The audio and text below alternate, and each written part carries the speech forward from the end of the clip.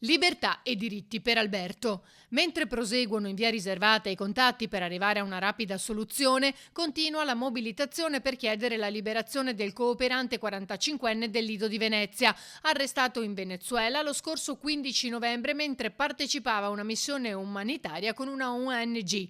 La petizione lanciata sulla piattaforma online change.org domenica alle 18:40 aveva già raggiunto oltre 36.000 adesioni per chiedere che Alberto possa tornare a casa. L'obiettivo è raggiungere quota 50. Cari amici, oggi vi parlo di una situazione che mi tocca nel profondo, si legge nella petizione. Alberto, un caro amico che conosco da più di 20 anni, è prigioniero in Venezuela, senza alcun contatto col mondo esterno. È stato arrestato, continua, mentre svolgeva il suo lavoro per un'organizzazione impegnata a portare aiuti a chi sta vivendo una grave crisi. Non solo sta affrontando un incubo personale, ma sta accadendo senza che neanche la sua famiglia possa avere notizie dirette.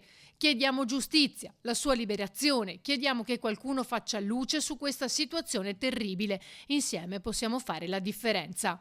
Una lettera è stata inviata anche a Papa Francesco, mentre il patriarca di Venezia, costantemente informato sulla vicenda, ha garantito la sua preghiera e la sua vicinanza alla famiglia.